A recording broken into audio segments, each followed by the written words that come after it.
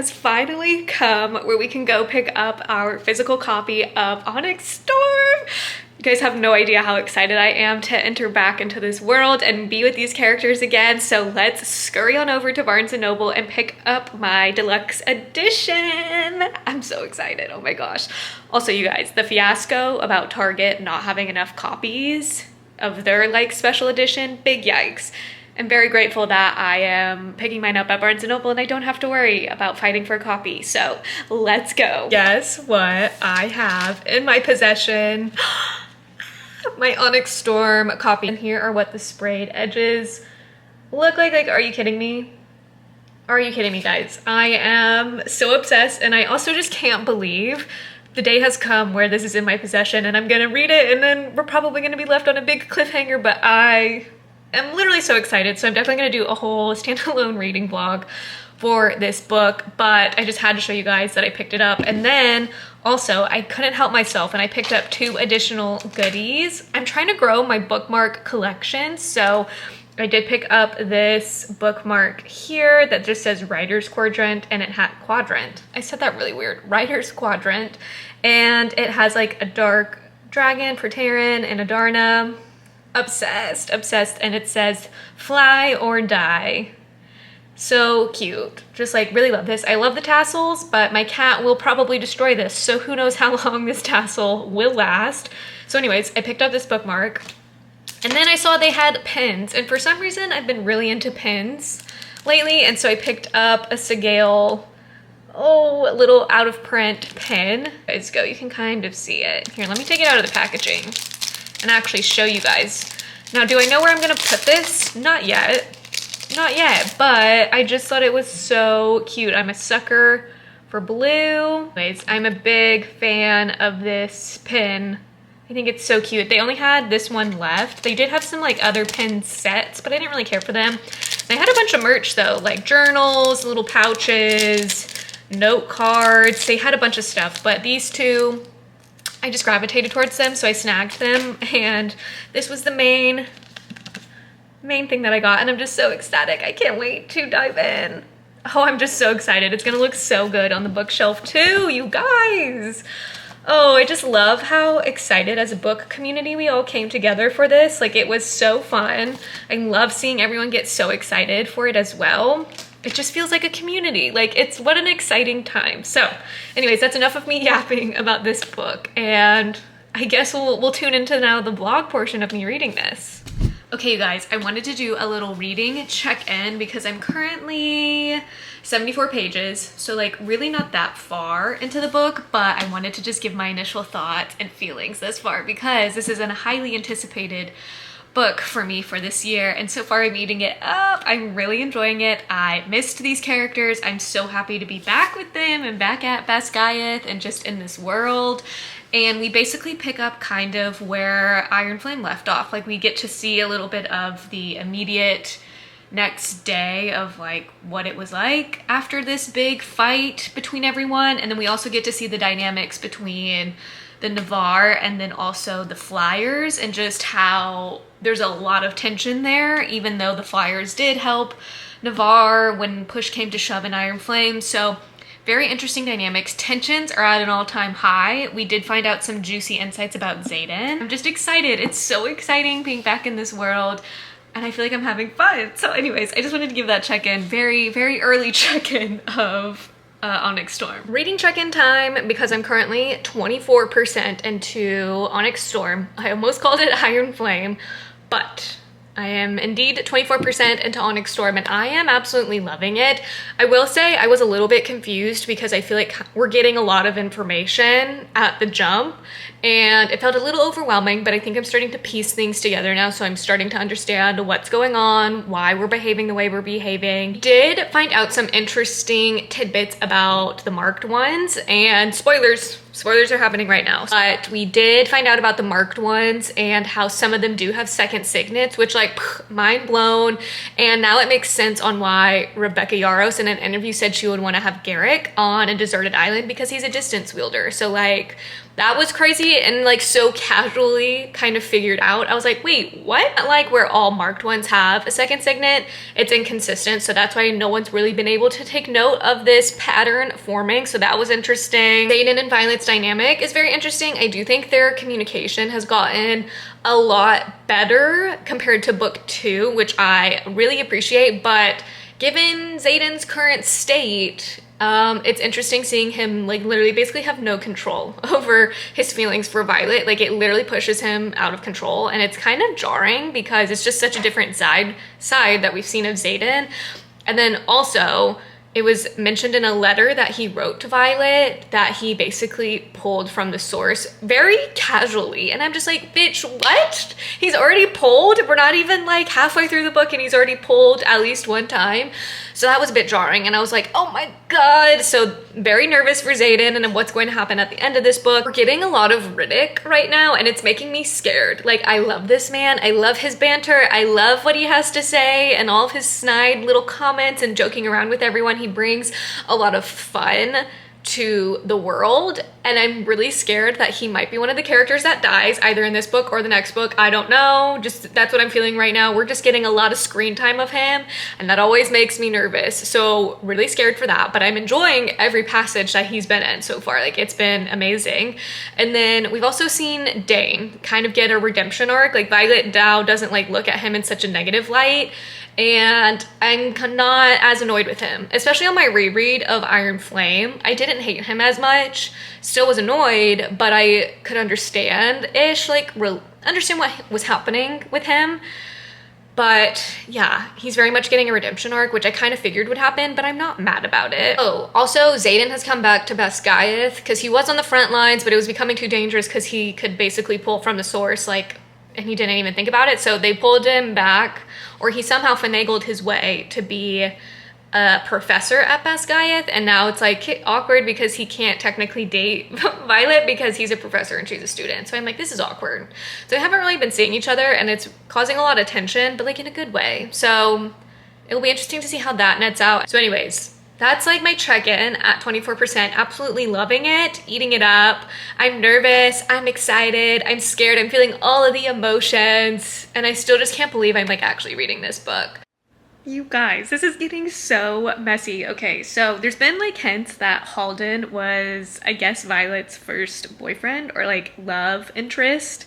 And Halden just showed up at like this sparring match with everyone using their signets to like work against each other and like battle each other and like strengthen their signets. So Halden just randomly appears and it is juicy, it is drama. We are very much clearly, I think, going to see a jealous Xaden, and I'm eating this up. Like, this is not what I expected. It's giving love triangle messiness. Not that I think Violet still likes Halden, but oh my gosh, we're getting a lot of backstory on Violet right now, and I'm giggling, and I cannot believe this is happening.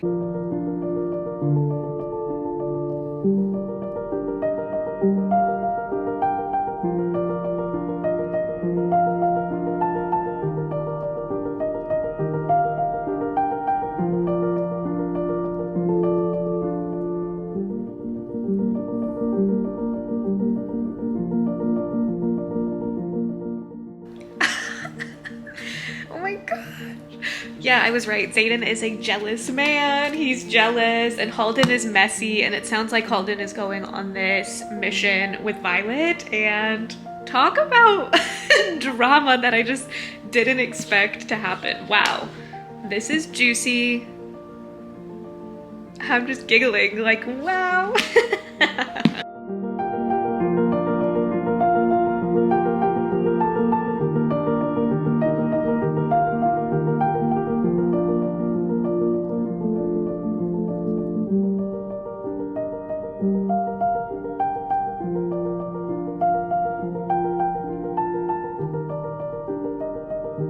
I am now on page 205. I think I'm like halfway through.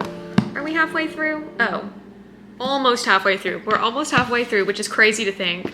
And we finally are on the mission. We have flown out to the Isle Kingdom, and we are like seeing this new world and this new area, which I very much wish they at least updated the map. Like, it's pretty annoying that the map is not updated, if I'm being honest. So maybe in the next book, we'll get an expanded map, because that would be so fun to see this. But it's really interesting seeing the dynamic of this kingdom, because it's so peaceful and so different to how it is at Basgiath, and just everything that's happening over there, and it's dark and dreary versus this place. It's like white sandy beaches, and it's hot and humid, and it's like a market, and everyone is just running around living life, not being scared and terrified. So this is like very fascinating, and I'm so happy we finally got to this, because I'm not gonna lie, we've kind of been dragging a little bit. Like, they had to go on this mission to go get this gem in order to go here, and it was like chaotic, which, like, I understand the purpose of it, but I was also like, okay, we've been talking about going on this mission for so long now, like, I am dying to get here. We finally made it. I love that Riddick is here, and surprisingly Dane is here. Love him. Dane is definitely having a redemption arc.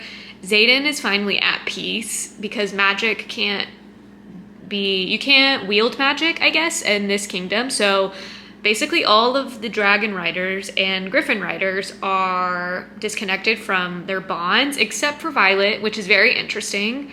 I'm also wondering, like, what is Violet's second signet? Like, we haven't gotten confirmation of what it is, and there's been like talks of like, oh, well, maybe this is Xaden's signet strengthening, and I'm like, girl, is this you?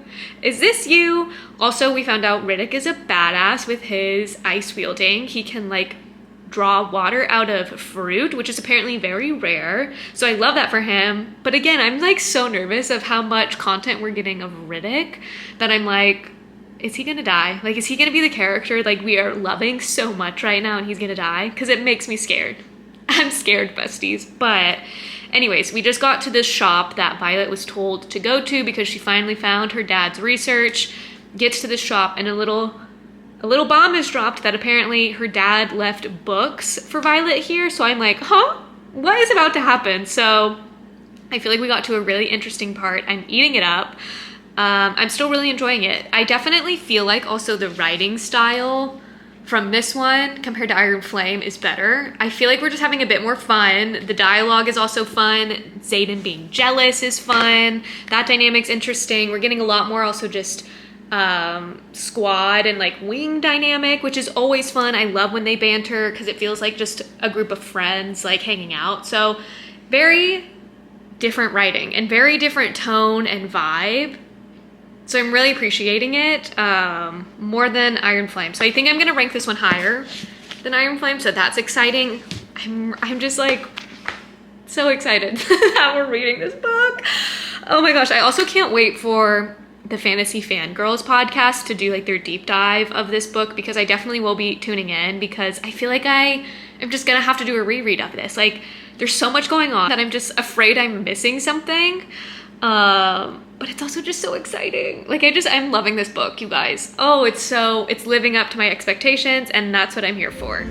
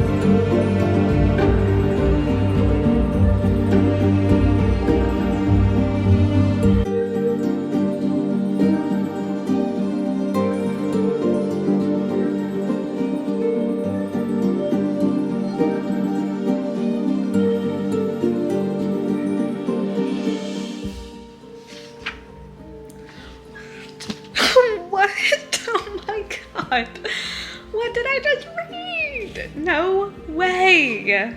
No way it ends like that. Oh my god. Oh my god. What just happened? Like, what just happened? Oh my god. What? What? I feel like I need to reread, like, this last chapter. Oh my gosh, oh my gosh, Hazel. Oh my gosh. Oh my gosh. Oh my god. Oh my goodness, besties. Where do we even begin on my Onyx Storm review? It's been a few days since I've last spoken to you guys. I think it's been 2 days. And basically I've been sitting with my thoughts on Onyx Storm. It has consumed my thoughts like for the past 48 hours since finishing. And I have a lot of thoughts. So let's dive in. My rating for this book is going to be a 4.2 star rating. And that is because I thoroughly enjoyed this book, especially when I reflect on the first time I read Iron Flame. I didn't enjoy it as much. And my first read of this is wow. Pacing and the tone so much better compared to Iron Flame. The character dynamics I thought was also better. We got a lot of development between Xaden and Violet and their relationship, but then also like how they communicate with each other, which I loved that. I think we got basically the payoff of their suffering in Iron Flame and Onyx Storm. Now with that said, my heart breaks for Xaden and the realities of his situation.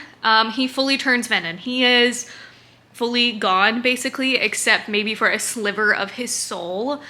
And there's just so many heartbreaking moments where he was basically accepting that it was inevitable, and he was just trying to savor in those moments right now in time that he can enjoy it, his life, basically. And when that other writer, I think it was Lynx or someone, developed shadows as their signet, and Xaden realized right in front of everyone that magic has a balance. He is my counterpart now, like, of what's happening to him, of him turning venom, broke my heart like that. And I feel like people are glossing over that scene so quickly, but it was actually so sad to like see that happening in real time. And then just the very end, like the last 15% of this book is bananas.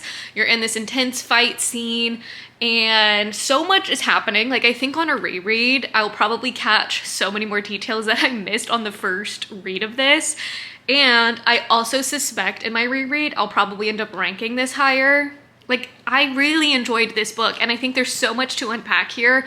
We went to all the Isle Kingdoms and got to explore the dynamics there with how each of them worships a different god, which I think the gods will play a huge book in the next one as well, because we basically know Violet is partially touched by Dune, and I suspect she's partially touched by Malik, the death god. So I think it's just going to be really interesting to see how the gods play into this in the next book, and then also how the Isle Kingdoms, how they will factor in, and then the Irids, how they are going to play a role, because they definitely will. At the end of this book, 6 dragon eggs go missing.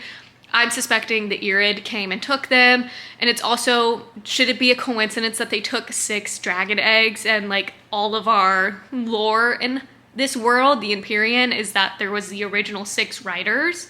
Like, is that a coincidence? I think not. So I do think that that is intentional. So a lot of speculation on who is the person that turned with Xaden at the end, because Xaden is referencing this person as a brother, and they can't believe that they've done this, even though that they have witnessed Xaden going through this struggle the past 5 months. So that really helps narrow down the list.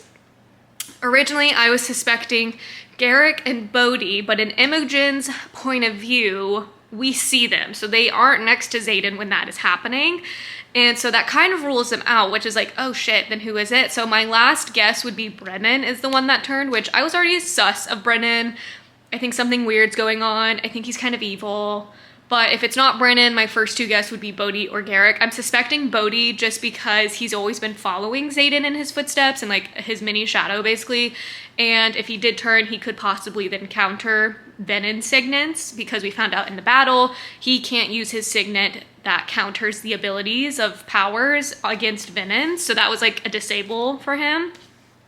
So maybe that's why he turned. I don't know. There's a lot of questions left now unanswered after reading this book. And I feel like all the questions we had from Iron Flame, only some of them were answered, and then some are now further expanded upon, but now there's more questions. So it's just like, wow, I can't believe this book. A lot happens in this book. For being shorter than Iron Flame, we do a lot more world building, a lot more character development, and a lot more, I don't want to say info dumping, but kind of info dumping, where we're learning more about the gods, we're learning more about Violet's dad's research. Like, there's a bigger plot at play, I think, with Violet's dad and what he did to Violet, of like trying to get her blessed by Dune. So I just think there's a bigger thing at play, and I'm heartbroken of Xaden right now. I'm just like sad that this is the pivot that we're making. Like, he's fully turned villain now. He is married to Violet. Violet had her memories wiped in the last 12 hours, so she doesn't remember the marriage, and all he leaves a note is, "It's yours now, don't look for me." And a lot of people are suspecting that he's referencing, by saying it's like his soul, because every time he refers to Tyrandor, he references the country and the city and Erasia as like a she. So we can rule that out, that he's not specifically talking about ruling this kingdom. He's probably talking about his soul. So I don't know. I just feel like, you guys, there's so many questions left unanswered. And my heart also broke a lot for Andarna in this book, like how her Din basically rejected her. And then when she like broke the bond with Violet, that was heart-wrenching to watch. I also don't think the bond broke. I think she maybe just turned it off or bent it to where it's not, like, they can't feel each other. So those are my initial thoughts. Also, her second signet being a dreamwalker, I mean, it's like a good second signet to have, but I think it's so funny because all of the theories, we are so wrong, and Rebecca literally said it's obvious, and like, duh, it's obvious. We all just suspected that it was because of the bond that she had with Xaden, and that's why she could like see those dreams, but it makes sense. The second, and I'm wondering how it's going to be expanded upon in the next book. Like, is she going to be able to actually walk into people's thoughts when they're conscious? Like, how does this evolve? Because the Irids were making it seem like this was the biggest power you could give someone. So I'm really curious to see like how it's going to evolve in the next few books, next 2 books, I guess I should say, because there's only 2 more left. But yeah, overall, I'm trying to think. There was something else I was going to say. Oh, Riddick. We got so much more Riddick in this book, which I love, but I'm now terrified that he is going to be the character that dies in the next book, because Rebecca Yarros has said in an interview, one of the characters that you love isn't going to make it in the next book. Now, she did also say in another interview that someone was supposed to die in this book, but due to how some things played out when she was writing it, she had to push it back. So I'm wondering if it's Riddick, because he did have a moment in here where we thought he got stabbed, but it was just through his flight jacket and he ended up being fine. So I'm wondering if Riddick is going to be the person that dies, which I'll be devastated if that happens. I also loved getting to see that Riddick's dragon is just as silly with him as Riddick is with like his friend group. Like, they play pranks on each other, and I just love that. I would love to get a POV chapter with Riddick, just because I think their dragon relationship is so fun and unique and different. Oh, and then also towards the last 15% of this book, we did get a POV chapter from Imogen and Rhee, which was very interesting. I think the whole point of that was to show kind of what was happening in different parts of the battle, because this is the first time as a squad that they were broken up, that they weren't fighting as a squad together in one place. And so I think those different POV chapters were to help show what was going on when Quinn died. I didn't even really care for Quinn that much, but from Imogen's POV and connecting it back to their first year, knife to the heart. Like, I was sad. And those final breaths and like words that she spoke, knife to the heart. And that makes me terrified for what's to come in book 4 if like I'm that upset about a character I didn't even care about, you know? So a bit scared for that. But overall, I think this was a success. I'm very happy with how this book turned out, and I'm happy that it's better, in my opinion, than Iron Flame. Like, the world building we definitely expanded upon. So if you aren't someone who enjoys world building aspects, then you might not enjoy it. And yes, it was a bit repetitive at times, but I did think it was necessary. Like, we had to go explore all these Isle Kingdoms to see like if there is a solution there, which we did skip one. I believe we skipped the Love Gods Island, so I'm sure that's going to be important in the next book, but Yeah, I'm just like sad. Also jealous of Xaden.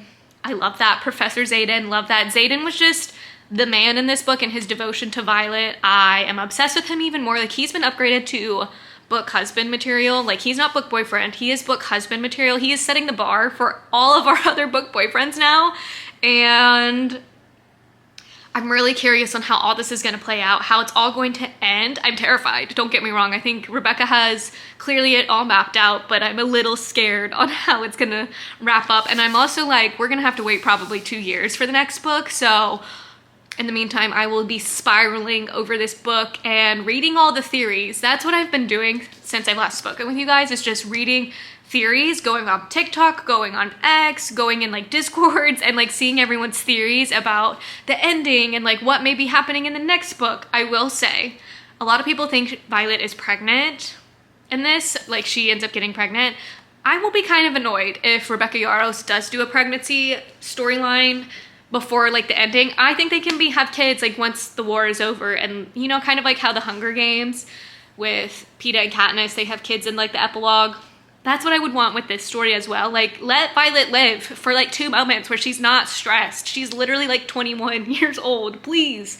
So that's one theory that I don't really love seeing, but everything else, I love seeing people connect all these dots from reading it in the first read, because I'm the type where I just read it for the vibes. Like, I'm here for the vibes, I'm here for entertainment. I'm not here like being like, ooh, look at all these connections. Like, if I catch on, fabulous. If I don't, that's what the investigative book talk girlies are for. So anyways, that is my rambling review of Onyx Storm. I can't believe it's out. I finally read it. This is one of my most anticipated reads of this year, probably, if not the most anticipated. I am very content with it. It wasn't a disappointment, and I'm happy I have this edition of the book. I think it's absolutely stunning, and I'm really content with it. And if you finish the book, slide into my Instagram DMs. I'm loving chatting with just anyone and everyone about this book and seeing what everyone thinks, their POVs on like certain theories or like what they speculate is gonna happen. I love these types of conversations. Or if you find any interesting theories, send them my way. If you've enjoyed this book, let me know in the comments as well what you thought of it, what your star rating was. Like I said, I'm giving it a 4.25, but I think in a reread, if I decide to read this next year or like even later this year, I suspect my rating will go up and I'll catch more smaller details that I might have missed in my first read of it. So that is it. That's officially going to conclude this reading vlog for Onyx Storm. I hope you guys enjoyed it. Make sure to like, comment, and subscribe so you don't miss out the next time I post a video, and I will see you in the next one. Bye, guys.